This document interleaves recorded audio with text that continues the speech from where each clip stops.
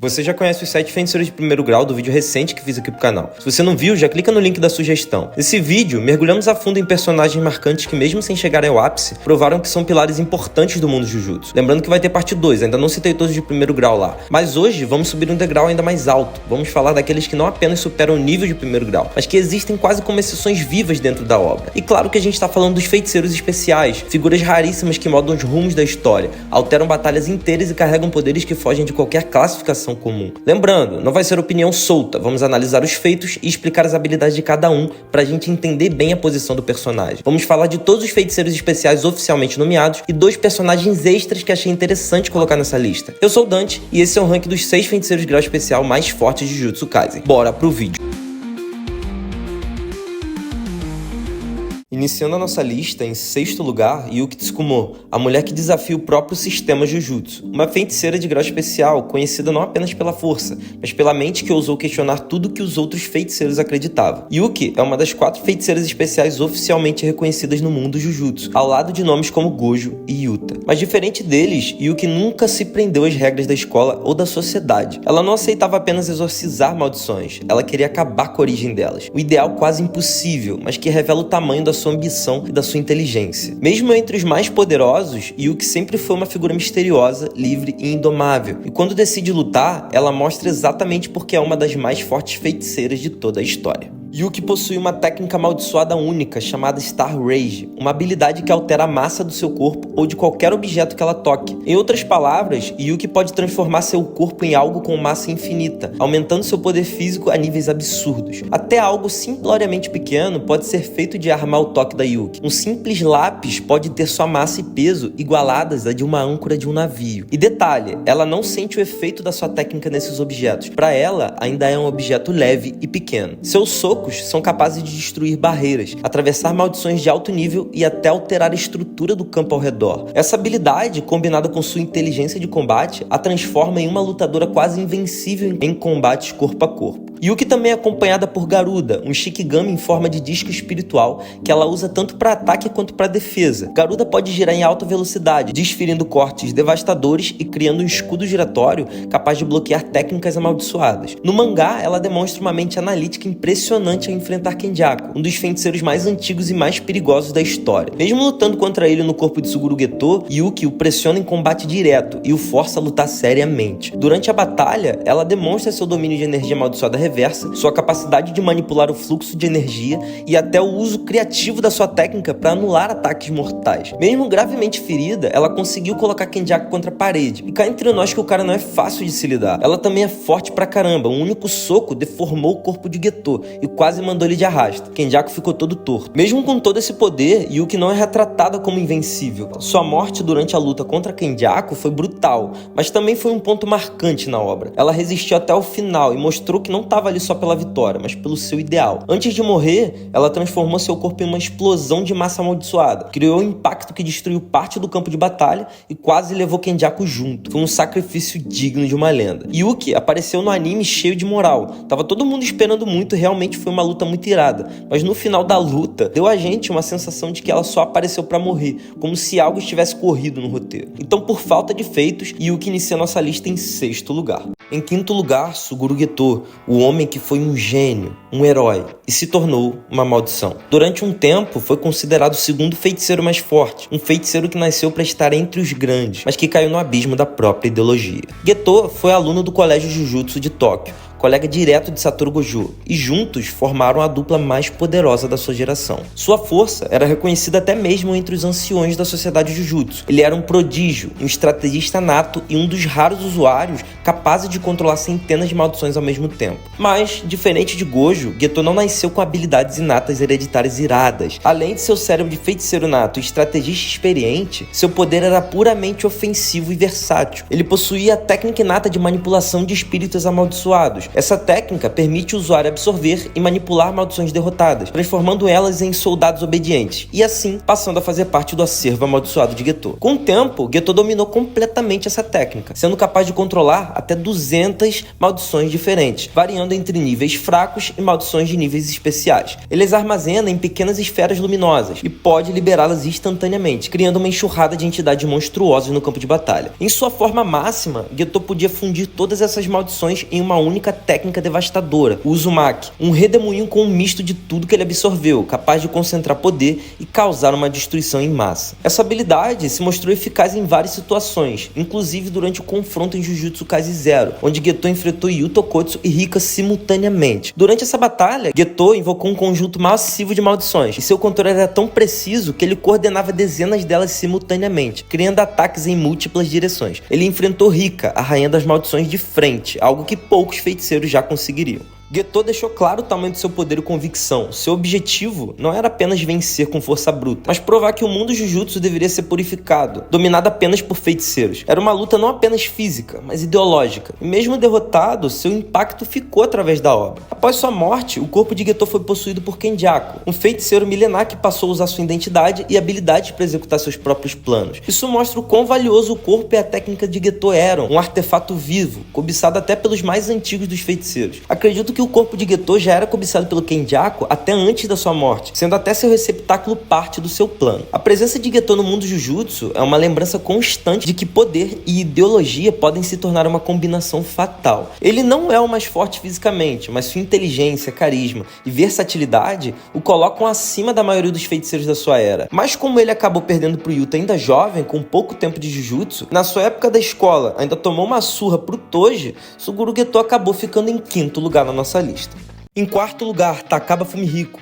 Na realidade, Takaba nem chega a ser um feiticeiro, mas eu achei muito interessante trazer ele nessa lista, já que sua habilidade é algo que ultrapassa todos os limites do que foi considerado especial em Jujutsu até hoje. Então bora entender isso direito. Takaba Fumihiko é um dos personagens mais excêntricos e imprevisíveis de Jujutsu Kaisen. Antes de se tornar envolvido no mundo dos feiticeiros, ele era apenas um comediante fracassado, tentando arrancar risadas da plateia sem muito sucesso.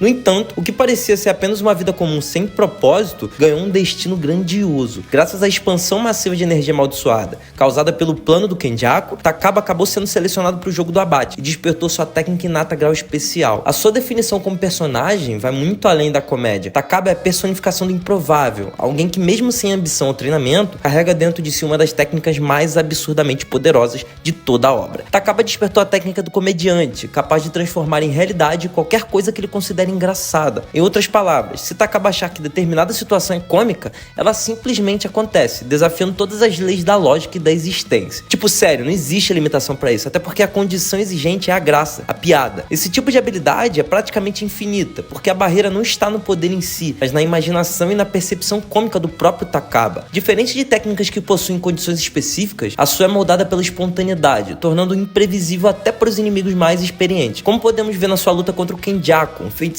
milenar, ficou extremamente surpreso e preocupado com o que Takaba poderia fazer. Ele pode, por exemplo, se curar de ataques mortais simplesmente porque achou engraçado sobreviver àquilo, sem nem precisar de energia reversa. Ou pode virar o campo de batalha em uma piada absurda que coloca seus adversários em desvantagem sem que percebam como. O que torna Takaba ainda mais impressionante é que nem mesmo ele entende a verdadeira extensão do poder dele. Muitos acreditam que, se ele tivesse a plena consciência do quão absurda é sua técnica, poderia facilmente se tornar um dos feiticeiros mais poderosos da história, talvez até rivalizando com nomes como Satoru Gojo ou Sukuna. Mas a ironia do personagem é justamente essa: o desconhecimento o protege. Sua ingenuidade faz com que o poder flua de maneira natural, sem grandes pretensões. Então sim, o Takaba tem um potencial absurdo, mas por falta de conhecimento, treinamento sobre o domínio da energia amaldiçoada, acaba limitando todo esse poder, por isso ele fica no quarto lugar aqui. Em terceiro lugar, Yuta Okkotsu. Yuta Okkotsu é um feiticeiro de grau especial, aluno da Escola Técnica de Jujutsu de Tóquio. Ele é reconhecido como um dos 4 feiticeiros de grau especial oficialmente nomeados, sendo considerado um dos poucos que podia realmente rivalizar com os maiores nomes do mundo Jujutsu. O que inseriu Yuta na categoria de feiticeiro especial foi principalmente sua ligação com a Rika, conhecida como a Rainha das Maldições, além de sua capacidade natural de manipular a energia amaldiçoada de forma única. Muitos pensam que a Rika é o que torna Yuta forte, porém a Rika foi criada a partir da energia do próprio Yuta, sendo ela uma parte do poder dele. Rika era uma criança normal, um amor de infância de Yuta, que após um atropelamento que ceifou sua vida, acabou sendo amaldiçoada inconscientemente e aprisionada na aliança física de compromisso que ambos compartilhavam na infância. Tudo isso aconteceu devido ao descontrole emocional e à falta de conhecimento da energia amaldiçoada intensa de Yuta, o que acabou gerando a Rainha das Maldições e, posteriormente, garantindo a Yuta o título de segundo feiticeiro mais forte. Rika não é apenas uma maldição poderosa, mas também um reservatório infinito de energia amaldiçoada para Yuta. Ele pode invocá-la para lutar e ajudar ao longo da batalha. Yuta possui reservas gigantescas de energia amaldiçoada que são superiores até ao do Satoru Gojo, embora o Satoru ainda tenha um controle melhor dessa energia graças aos 6 olhos. Yuta usa uma katana amaldiçoada em combate, canalizando sua energia, e a de Rika para golpes devastadores, demonstrando um controle maior dessa técnica portando sua arma. Uma das habilidades mais únicas de Yuta é a capacidade de copiar técnicas amaldiçoadas de outros usuários, apenas invocando a Rika e tendo um contato com essa técnica, sem restrições aparentes. Ele já demonstrou copiar a técnica do Inumaki, até técnicas mais complexas como a do Kenjaku, que ele utilizou para controlar o corpo do Gojo após sua morte e enfrentar o Sukuna no segundo round. Yuta também é capaz de usar energia reversa para curar a si mesmo, que já é um feito raro, mas além disso, ele também consegue curar outras pessoas, o que demonstra um domínio extremamente avançado da energia reversa. Por fim, tivemos um breve vislumbre da sua expansão de domínio sinistra. Ela aparece pela primeira vez em sua forma completa no capítulo 249 do mangá, que se resume em um santuário de katanais ilimitadas cravadas no chão, cada uma representando uma técnica amaldiçoada que ele havia copiado anteriormente. Uma dessas katanais é escolhida por Yuta para ser usada como acerto garantido, que é uma vantagem de todo o domínio. As outras katanais espalhadas ao redor têm técnicas embutidas aleatoriamente, mas Yuta não sabe qual técnica está em cada espada até que ele a utilize de fato. Porém, como um efeito reverso, cada katana é destruída após seu uso, talvez retirando aquela técnica do acervo do Yuta para sempre. Durante a luta contra o Sukuna, Yuta utiliza sua expansão e usa a técnica da Anjo como acerto garantido, além de vermos ele usando a técnica de gelo da Uraumi também. Em essência, Yuta é considerado um dos maiores prodígios do mundo Jujutsu. Enquanto no início ele só parecia apenas dependente da Rika, ao longo da história ele demonstra que o verdadeiro poder está dentro dele mesmo. Sua maldição foi apenas a porta de entrada para liberar e canalizar seu potencial de verdade. Yuta é extremamente poderoso e um excelente aluno, demonstrando feitos tanto na feitiçaria quanto no próprio conhecimento da mesma. Mas ainda assim, Yuta precisaria amadurecer mais suas habilidades e refinar mais seu domínio para superar Gojo e subir esse ranking. Por isso ele fica no terceiro lugar aqui. Em segundo lugar, nosso honrado de olhos azuis, Satoru Gojo, é um dos personagens mais marcantes e enigmáticos de Jujutsu Kaisen, sendo considerado o feiticeiro mais forte da sua era e um dos mais poderosos já vistos em todo o universo da obra. Professor no Colégio Jujutsu de Tóquio, Gojo é conhecido não apenas por sua força descomunal, mas também pela forma como combina talento nato, inteligência e carisma com um poder que chega a ser quase divino. Sua existência muda o equilíbrio do mundo Jujutsu, já que seu domínio de energia amaldiçoada e sua linhagem única, como descendente do clã Gojo, o colocam em um patamar inalcançável. Ele é o usuário moderno da técnica hereditária infinito, capaz de manipular o espaço em um nível quântico, criando defesas absolutas, ataques de larga escala e até mesmo distorções capazes de apagar qualquer inimigo. Sua presença é tão impactante que dentro da narrativa ele representa um divisor de água entre feiticeiros comuns e algo que ultrapassa a humanidade. A base do poder de Gojo vem da técnica inata ilimitado, que permite manipular o espaço de forma absoluta. Essa técnica possui ramificações únicas, o infinito que cria uma barreira intocável que impede qualquer ataque de alcançá-lo, já que tudo se desacelera infinitamente antes de atingi-lo. O azul, que distorce o tempo para dentro, criando um vácuo que puxa tudo ao redor para um ponto específico. Já o vermelho faz o oposto, repelindo violentamente com uma força expansiva devastadora. Quando ele combina ambos, nasce a temida técnica vazio roxo, uma distorção fatal que apaga tudo em seu caminho, matéria e energia, como se nunca tivesse existido. Além dessas técnicas, Gojo possui também o vazio ilimitado, sua fatídica expansão de domínio, que aprisiona o inimigo em um espaço de conhecimento ilimitado, sobrecarregando o cérebro da vítima com informação infinita até inutilizá-lo. Tudo isso torna um arsenal ambulante de poderes capazes de redefinir batalhas inteiras. O momento crucial em que Gojo realmente se descobre como mais forte ocorre quando ele alcança a compreensão da energia reversa. Durante sua juventude, já era talentoso e superior a seus colegas, mas ainda estava preso às limitações naturais de um feiticeiro. Sua virada aconteceu no confronto contra Toji Zenin. Após ser mortalmente ferido, Gojo, em um estado entre a vida e morte, desperta a percepção perfeita da energia reversa. Gojo não só conseguiu se regenerar dos ferimentos fatais antes de morrer, mas também elevou seu controle a um nível absoluto, permitindo usar sua energia negativa e positiva em simbiose. Esse domínio da energia reversa trouxe para Gojo não apenas a imortalidade funcional em combate, mas também uma nova perspectiva sobre a aplicação de suas habilidades. Ele se tornou capaz de manter técnicas de forma contínua, regenerar-se de cortes, tiros e até ferimentos letais, além de sustentar seu infinito ativado sem se preocupar com o desgaste imediato. imediato. E o triunfo dessa técnica foi na batalha contra Sukuna, quando Gojo cura o desgaste do seu cérebro para eliminar o tempo de recarga para expandir seu domínio novamente. Ao unir o extremo poder natural e o seu domínio e aprendizado de energia reversa, Satoru Gojo atingiu um auge do feiticeiro moderno. Ele não foi apenas o mais forte por comparação, sua presença reescreveu a lógica da própria guerra contra maldições. Por isso ele fica em segundo lugar.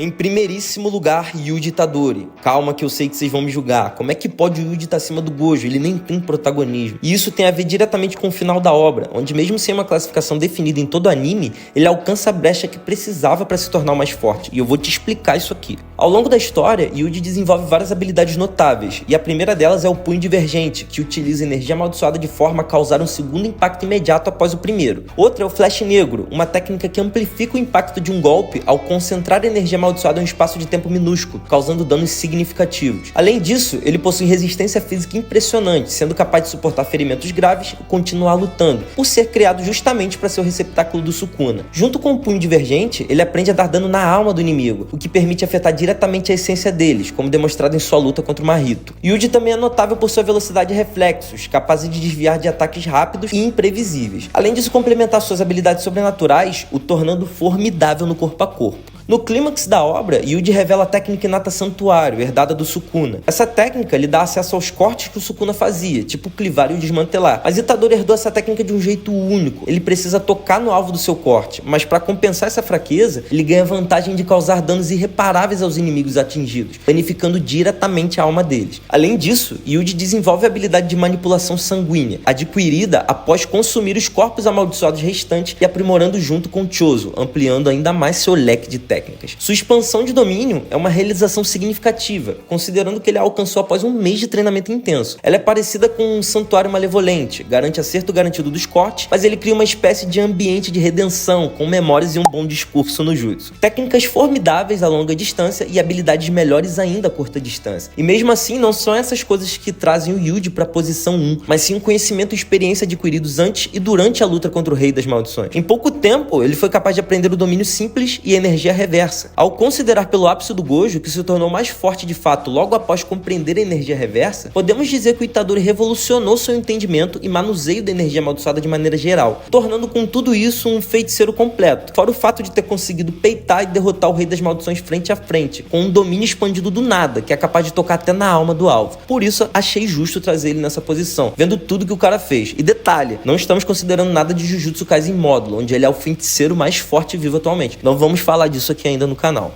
E assim, finalizamos nossos especiais, os feiticeiros que quebram todo o paradoxo do comum em Jujutsu Kaisen. Mas não por isso são considerados os mais fortes, mas sim por tudo que representam para a obra. Personagens bem trabalhados, embora alguns não bem aproveitados, mas cada um representando um pilar da filosofia humana, que remete à coerência do próprio telespectador. E eu vou ficando por aqui. Peço que deixe um like grátis aí se você curtiu o conteúdo e se inscreve no canal para dar aquela força pra gente. Valeu, falou, até a próxima!